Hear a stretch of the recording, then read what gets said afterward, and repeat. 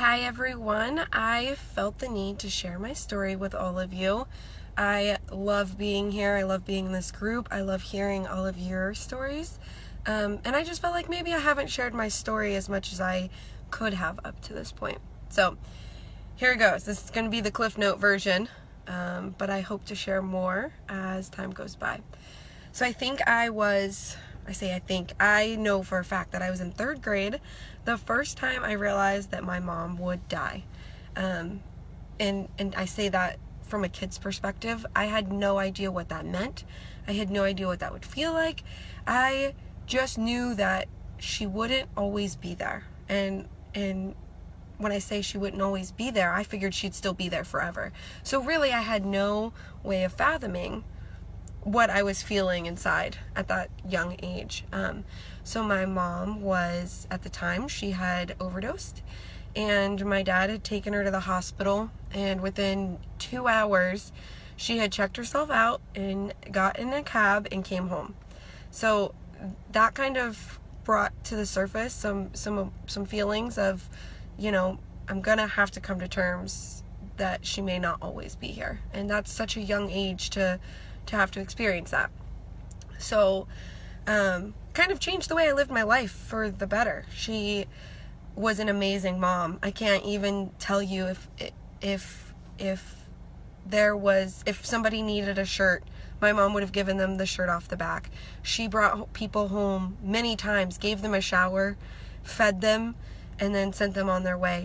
Every single animal that was homeless, squirrels, ducks, reptiles, we literally had a zoo. My mom had so much love to give, but she was only human. I'm only human. We all had demons to fight, and it took me a long time to realize that. So my mom, she did the best she could, and she did an amazing job, and it's really hard to look back and see all of these good times too, because there were so many. That she taught me how to go camping and enjoy nature and be adventurous and wild, and I am not a wild person. I'm very calculated. I plan out my entire life, so I often have to remind myself, Mom wouldn't want you to plan this. You need to slow down, have some fun. So I miss her so much because she would just keep me in check, and she was the yin to my yang. So I wanted to talk a little bit about what happened. I was living in North Carolina, and my dad called. I was like 9 a.m. I was at work. I worked probably 60 hours a week all the time, worked myself to death, but I was climbing the ladder at a corporate company, and that was so important to me. So my dad called. He could barely get any words out, and he told me to come home. So I don't even know how it happened. My higher power was definitely looking out for me that day, but within an hour, I had already been home, packed a bag, was on my way to the airport, and I literally walked up to the gate as they were closing it and got on the plane. It's insane how fast everything happened, and it's all a blur. Anyone who's been there knows. So the first flight was to Atlanta. That's a big airport. And I sat next to a very unfriendly man. I'm pretty friendly. I could talk to a wall, but my head was in another space, and I was just really hurting because I didn't really know what was going on. Nobody was communicating with me. And I was full spiral downhill on my way to an anxiety attack. Who wouldn't be? So in that moment, I was reflecting, and I was thinking, like, okay, what's been going on? So my mom and my dad just got done with this little honeymoon trip, and they went camping, and they had an amazing time. And they would like FaceTime me, and they were just so happy. And I was like, I'm so glad that they had that time to be together and talk about anything that they needed to talk about. Then I was like, that's funny, because my mom also came up for Mother's Day, and she helped me plant a garden, and she cheered. I used to competitively swim growing up, so I did an open lake swim that weekend in honor of Mother's Day. My mom came and cheered for me, and it was like a flashback from the past, to be honest, because I hadn't had my mom cheering for me at a swim competition since I was in middle school. So that was really awesome experience. So I'd just been looking back, and she'd made right with some friends. She had totally been in such a great place for the past year. And then I'm sitting on this plane, and I was thinking, how did we get here? She was doing so great. She was recovering. She tied all the loose ends that she needed to tie with people in her life. She was at peace. She was happy. So I, in my head, was really confused. So as I'm sitting there about to have a breakdown on this plane, and this man is probably praying to his higher power, dear God, please don't let this girl cry this whole flight next to me. The poor guy had to have been miserable. So I was praying to my higher power, God, please send me somebody. I can't do this flight alone.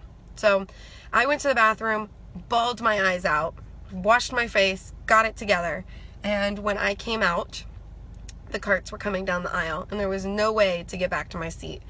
So then I'm awkwardly standing in the aisle towards the back of the plane, and I just was lost. I was trying not to cry because everybody's looking at me. I'm standing in the aisle, and I look to my right, and there's an empty seat. And the lady said, please come stay here, it's fine. When the carts are gone, you can go back to your seat. Well, turns out that is exactly who God sent to me that day. She asked me what was wrong. I could barely tell her, and she quickly changed the subject and distracted me. She gave me her business card with her email address and said, please contact me as soon as you know what's happening. I want to keep in touch with you. So my second flight, I just had this overwhelming, calming peace take over. I can't describe it. And I had a realization that my mom was not going to be conscious. Nobody had told me this. I just had the feeling that my mom was physically here but wouldn't be conscious. And so I had prayed the whole flight, and by the time I landed, I had come to terms with the fact that I was brought home to support my dad, to be there for my family. And I think part of this idea that I realized in third grade helped prepare me for this moment, which we all hope never happens, and we would never wish on our worst enemy. So by the time I got home, she had not passed yet. I did get to spend 20 minutes with her, even though she was unconscious. But now I'm tearing up, guys. I'm only human too. I cry every time I tell this story. But I did get my time with her that I needed. It wasn't what I wanted it to be, but I had been sent to do something better, to support my family, to be strong, because none of them up to this point, I don't think they had even had a thought that she may die early. So, it obviously takes a long time to get answers and figure out what's going on. So my mother was clean at the time. She had done everything to sort her life out. Not that she could have ever known, but I just think God was guiding her to resolve some things that definitely needed resolving. And so she was clean at the time. Her cause of death was complications from long-term drug use. Her heart was weak, her body was weak, and so that is how life happens. It's a tough thing, but the thing that I think I've been so grateful for with Grief Anonymous is the tenets. I felt so lost. I had no purpose. My corporate job definitely didn't fulfill me anymore, but I needed to find a new purpose, and the tenets gave myself purpose. Like, I found hobbies and creative outlets for my grief. I found ways to give back and help other people, and I'm realizing the more I do these things, the less lost I'm feeling. And I think the other biggest life lesson that I've taken from this is that we're all human. We all have demons and battles that we fight. And the thing that I love about Grief Anonymous is we can come here and speak freely about addiction. We can speak freely about family drama. We can speak freely about regretting not saying this or not doing that, or regretting that one moment that was so insignificant in life. I'm gonna cry even saying this, but I replay. Oh my gosh. Give me a second. I replay a specific fight that my mom and I had in my head all the time. And you know, people, gosh, people who have not been there and have not grieved don't know the right things to say. They tell you, oh, don't worry, she's past it, you're past it, you know, she's in a much better place. I hate that one, right? But so until you've been there, you don't know what to say to support each other. And we've all been there, and sometimes we don't even know what to say to support each other.